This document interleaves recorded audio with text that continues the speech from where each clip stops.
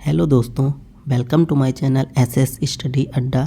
तो दोस्तों आज हम लोग इस वीडियो में एसएससी जीडी का जो एग्ज़ाम चल रहा है उसमें 20 और 21 फरवरी को जो जीके जीएस के क्वेश्चन पूछे गए हैं उस पर आधारित प्रश्न डिस्कस करेंगे। आने वाली शिफ्ट के लिए दोस्तों काफ़ी इम्पोर्टेंट क्वेश्चन हैं, तो वीडियो को शुरू से लेकर अंत तक ज़रूर देखना। तो चलिए देखते हैं फर्स्ट क्वेश्चन क्या है।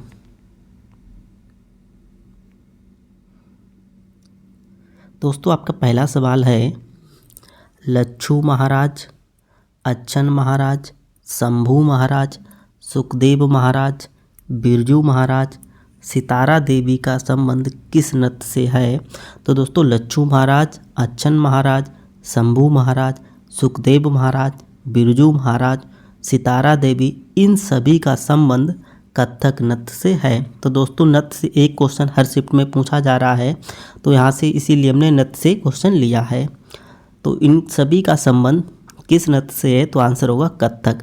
अब अगर बात करें झाबेरी बहनों का संबंध किस नृत्य से है, तो दोस्तों यहाँ पे होगा संबंध किस नृत्य से है, तो आपका आंसर हो जाएगा मणिपुरी। झाबेरी बहनों का संबंध किस नृत्य से है, तो आंसर होगा मणिपुरी। इसके बाद अगर बात करें हेमा मालिनी, श्रीदेवी, कला देवी, इन सभी का संबंध किस नृत्य से है, तो आपका आंसर होगा मोहिनी अट्टम से। तो चलिए दोस्तों अगला प्रश्न देखते हैं।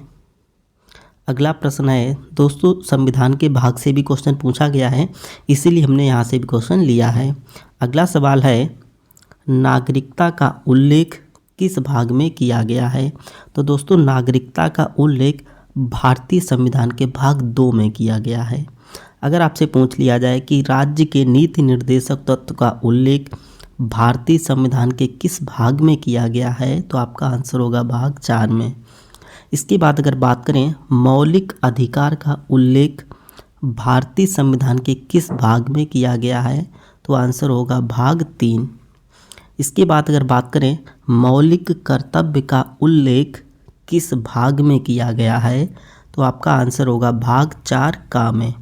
मौलिक कर्तव्य का उल्लेख भाग 4 का में, मौलिक अधिकार भाग 3 में, राज्य के नीति निर्देशक तत्व का उल्लेख भाग 4 में, नागरिकता का उल्लेख भाग 2 में किया गया है। चलिए अगला प्रश्न देखते हैं। अगला सवाल है, यहाँ से भी दोस्तों क्वेश्चन पूछा जा रहा है। अगला सवाल है, पन्नालाल घोष, हरिप्रसाद चौरसिया, राजेंद्र कुलकर्णी, राजेंद्र प्रसन्ना का संबंध किस वाद्य यंत्र से है? पन्नालाल घोष, हरिप्रसाद चौरसिया, राजेंद्र कुलकर्णी, राजेंद्र प्रसन्ना, इन सभी का संबंध जो है दोस्तों बांसुरी से, सारे के सारे बांसुरी वादक हैं। अब इसके बाद अगर आपसे पूछ लिया जाए कि पंडित रविशंकर, निखिल बनर्जी, विलायत खां, बंदे हसन, उमाशंकर मिश्र, इन सभी का संबंध किस वाद्य यंत्र से है, तो दोस्तों आंसर होगा सितार से। पंडित रविशंकर, निखिल बनर्जी, विलायत खां, बंदे हसन, उमाशंकर मिश्र, इन सभी का संबंध सितार से है। इसके बाद अगर बात करें अजमत अली खां, अली अकबर खां, अलाउद्दीन खान, विश्वजीत राय चौधरी, इन सभी का संबंध किससे है, तो आंसर होगा सरोद वादक। सारे के सारे क्या हैं? सरोद वादक हैं। इसके बाद अगर आपसे पूछा जाए कि बिस्मिल्लाह खां, अली अहमद हुसैन खां, इन सभी का संबंध किस वाद्य यंत्र से है, तो दोस्तों आंसर होगा शहनाई। सारे के सारे शहनाई वादक हैं। अगला अगर आपसे पूछ लिया जाए कि शिव कुमार शर्मा, भजन सोपोरी, इन सभी का संबंध किस वाद्य यंत्र से है, तो आपका आंसर होगा संतूर वादक। दोस्तों यहाँ से हर शिफ्ट में एक क्वेश्चन पूछा जा रहा है, इसीलिए सारे क्वेश्चन दोस्तों मोस्ट इम्पोर्टेंट हैं। चलिए अगला सवाल देखते हैं। यहाँ से भी दोस्तों मात्रक से भी क्वेश्चन पूछा गया है। तो आपका सवाल है, प्रतिरोध का मात्रक होता है? तो दोस्तों प्रतिरोध का मात्रक ओम होता है। आंसर हो जाएगा ओम। अब अगर आपसे पूछा जाए कि विद्युत धारा का मात्रक क्या है, तो आपका आंसर होगा एम्पियर। विद्युत शक्ति का मात्रक क्या होता है, तो आंसर होगा वाट। इसके बाद अगर बात करें कि विद्युत धारिता का मात्रक क्या होता है, तो आंसर होगा फैराडे। इसके बाद अगर बात करें कि विद्युत विभव और विभवांतर का मात्रक क्या होता है, तो आपका आंसर होगा वोल्ट। चलिए अगला सवाल देखते हैं।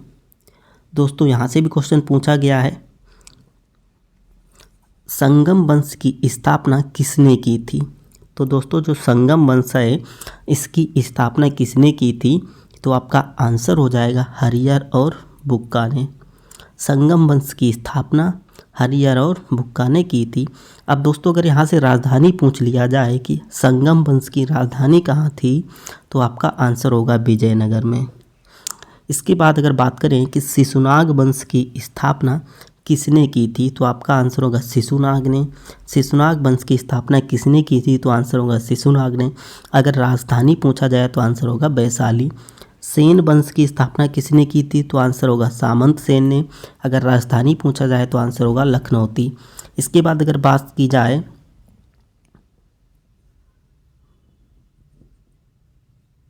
दोस्तों यहाँ पे कुशल नहीं, यहाँ पे होगा कुषाण वंश। यहाँ पे होगा कुषाण वंश की स्थापना। कुषाण वंश, कुषाण वंश की स्थापना किसने की थी, तो आंसर होगा कुजुल कड़फिसेस ने। राजधानी पुरुषपुर पेशावर थी। चलिए अगला प्रश्न देखते हैं। अगला प्रश्न है दोस्तों नृत्य से क्वेश्चन भी पूछा जा रहा है, इसीलिए हमने यहाँ से भी क्वेश्चन उठाया है। तो अगला प्रश्न है होजागिरी लोक नृत्य किस राज्य का है? तो दोस्तों जो होजागिरी लोक नृत्य किस राज्य का है, तो आंसर होगा त्रिपुरा का। होजागिरी कहाँ का लोक नृत्य है, तो आंसर होगा त्रिपुरा का। परिचाकली लोक नृत्य कहाँ का है? लक्षद्वीप का है। कठपुतली, घूमर, तेराताली, कालबेलिया, गणगौर सारे के सारे लोक नृत्य कहाँ के हैं, तो आंसर होगा राजस्थान। कठपुतली, घूमर, तेराताली, कालबेलिया, गणगौर राजस्थान। अब इसके बाद अगर बात करें छऊ, पाइका, कर्मा, सरहुल सारे के सारे लोक नृत्य कहाँ के हैं? झारखंड के। इसके बाद अगर हम बात करें बिहू, कली गोपाल, खेल गोपाल, नट पूजा कहाँ का लोक नृत्य है, तो आंसर होगा असम का। गिद्दा और भांगड़ा लोक नृत्य कहाँ का है, तो आंसर होगा पंजाब का। गरबा, डांडिया रास, भावई, टिप्पणी सारे के सारे लोक नृत्य किस राज्य के हैं, तो दोस्तों आपका आंसर होगा गुजरात के। चलिए अगला सवाल देखते हैं। अगला प्रश्न है गुलाबी क्रांति का संबंध किससे है? तो दोस्तों यहाँ से भी क्रांति से भी संबंध पूछा गया, क्रांति से भी क्वेश्चन पूछा गया है, इसीलिए हमने यहाँ से भी क्वेश्चन उठाया है। गुलाबी क्रांति का संबंध किससे है, तो आंसर होगा झींगा मछली उत्पादन। झींगा मछली उत्पादन किससे संबंधित है, तो आंसर होगा गुलाबी क्रांति। इसके बाद अगर आपसे पूछा जाए कि अमृत क्रांति का संबंध किससे है? अमृत क्रांति दोस्तों नदी जोड़ो परियोजना से संबंधित होता है। अब इसके बाद अगर आपसे पूछा जाए कि सेफ्रॉन क्रांति का संबंध किससे है, तो दोस्तों जो सेफ्रॉन क्रांति होता है केसर उत्पादन से संबंधित होता है, तो आपका आंसर होगा केसर उत्पादन।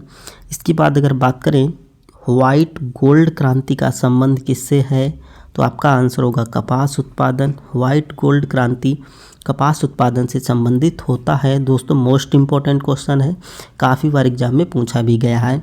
इसके बाद अगर बात करें ग्रीन गोल्ड क्रांति का संबंध किससे होता है, तो आपका आंसर होगा चाय उत्पादन से। ग्रीन गोल्ड क्रांति दोस्तों चाय उत्पादन से संबंधित होती है। इसके बाद अगर हम बात करें सुनहरी क्रांति या धूसर क्रांति, कोई भी अगर पूछा जाए इन दोनों में, तो आंसर होगा आपका सीमेंट उत्पादन से। सुनहरी क्रांति, धूसर क्रांति दोस्तों सीमेंट उत्पादन से संबंधित होती है। चलिए अगला प्रश्न देखते हैं। अगला प्रश्न है कालचक्र उत्सव और सादा गाभा उत्सव किस धर्म से संबंधित हैं? तो दोस्तों इनका आंसर हो जाएगा बौद्ध धर्म। कालचक्र उत्सव और सादा गाभा उत्सव बौद्ध धर्म से संबंधित हैं। इसके बाद अगर बात की जाए नवरोज और पपेटी उत्सव किस धर्म से संबंधित हैं, तो दोस्तों जो नवरोज और पपेटी उत्सव होता है पारसी धर्म से संबंधित होता है, तो आंसर होगा पारसी धर्म। इसके बाद अगर बात की जाए कि जिंजर मेला कहाँ लगता है, तो दोस्तों जो जिंजर मेला है हिमाचल प्रदेश में आयोजित किया जाता है, तो आंसर होगा हिमाचल प्रदेश। इसके बाद अगर बात करें ब्रह्मोत्सव और त्यागराज उगड़ी उत्सव कहाँ मनाया जाता है, तो दोस्तों ब्रह्मोत्सव और त्यागराज उगड़ी उत्सव आंध्र प्रदेश में मनाया जाता है। राइट आंसर हो जाएगा आंध्र प्रदेश। इसके बाद अगर हम बात करें सेंट थॉमस पर्व का आयोजन कहाँ किया जाता है या सेंट थॉमस पर्व कहाँ मनाया जाता है, तो दोस्तों आपका आंसर होगा तमिलनाडु में। सेंट थॉमस पर्व कहाँ मनाया जाता है, तो आंसर होगा तमिलनाडु में। चलिए दोस्तों अगला प्रश्न देखते हैं। तो दोस्तों आपका अगला प्रश्न है जनगणना से। दोस्तों हर शिफ्ट में क्वेश्चन पूछा जा रहा है, इसीलिए मैंने जनगणना से भी क्वेश्चन उठाया है। तो चलिए देखते हैं क्या है। भारत में जनगणना की शुरुआत कब हुई थी? तो दोस्तों भारत में पहली बार जनगणना कब हुई थी, तो आंसर होगा 1872 में लॉर्ड मेयो के कार्यकाल में हुई थी। यानी जनगणना की शुरुआत या पहली बार जनगणना जो भी हुई थी वो 1872 में लॉर्ड मेयो के कार्यकाल में हुई थी। अब अगर आपसे पूछा जाए कि नियमित जनगणना की शुरुआत कब हुई थी, तो दोस्तों आपका आंसर होगा 1881 में। नियमित जनगणना यानी 1881 से नियमित जनगणना 10 वर्ष के अंतराल पर होती है। अब अगर इसके बाद अगर आपसे पूछा जाए कि भारत 2011 की जनगणना के अनुसार भारत का लिंगानुपात कितना है, तो आपका आंसर होगा 943। अब अगर आपसे पूछा जाए कि 2011 की जनगणना के अनुसार सर्वाधिक लिंगानुपात वाला राज्य कौन सा है, तो आंसर होगा केरल। यहाँ का कितना है दोस्तों, तो आंसर होगा 1084। अब अगर आपसे पूछा जाए कि न्यूनतम लिंगानुपात वाला राज्य है, तो आंसर होगा हरियाणा। यहाँ का कितना है 879। अब इसके बाद अगर आपसे पूछा जाए कि 2011 की जनगणना के अनुसार भारत का जनसंख्या घनत्व कितना है, तो आंसर होगा 382 व्यक्ति प्रति किलोमीटर। अब अगर बात की जाए कि सर्वाधिक जनसंख्या घनत्व वाला राज्य कौन सा है, यानी 2011 की जनगणना के अनुसार सर्वाधिक जनसंख्या घनत्व वाला राज्य कौन सा है, तो आंसर होगा बिहार। यहाँ का दोस्तों कितना जनसंख्या घनत्व है, 1106 व्यक्ति प्रति किलोमीटर। इसके बाद अगर बात करें कि न्यूनतम जनसंख्या घनत्व वाला राज्य है, तो दोस्तों न्यूनतम जनसंख्या घनत्व वाला राज्य कौन सा है, आंसर होगा आपका अरुणाचल प्रदेश। यहाँ पे दोस्तों 17 व्यक्ति प्रति किलोमीटर हैं।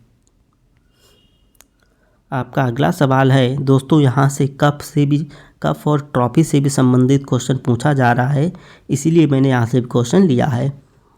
तो दोस्तों आपका अगला सवाल है कि Dhyan Chand cup, Jauhar cup, Sultan Azlan Shah trophy, Aga Khan cup, Rangaswamy cup का संबंध किस खेल से है? Dhyan Chand cup, Jauhar cup, Sultan Azlan Shah trophy, Aga Khan cup, Rangaswamy cup का संबंध किस खेल से है? तो आपका आंसर होगा हॉकी से। सारे के सारे दोस्तों कप और ट्रॉफी जो भी हैं हॉकी से संबंधित हैं। अब इसके बाद अगर बात करें उबेर कप, थॉमस कप का संबंध किस खेल से है? तो आपका आंसर होगा बैडमिंटन। उबेर और थॉमस कप दोस्तों बैडमिंटन से संबंधित होता है। नेहरू कप का संबंध किससे है? तो आपका आंसर होगा फुटबॉल से। अब अगर आपसे पूछा जाए कि डर्बी कप का संबंध किससे है, तो आंसर होगा घोड़ा दौड़ से। दोस्तों काफ़ी बार एग्जाम में पूछा भी गया है कि डर्बी कप का संबंध किस खेल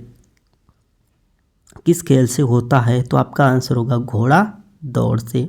अब अगर आपसे पूछ लिया जाए कि किंग्स कप का संबंध किससे है, तो आपका आंसर होगा दोस्तों बॉक्सिंग से। किंग्स कप बॉक्सिंग से संबंधित होता है। तो ओके दोस्तों, यहाँ तक हमने एसएससी जीडी में जो 20 और 21 फरवरी को जो क्वेश्चन पूछे गए हैं उससे रिलेटेड जीके जीएस के महत्वपूर्ण प्रश्न डिस्कस किए हैं। वीडियो देखने के लिए बहुत बहुत धन्यवाद।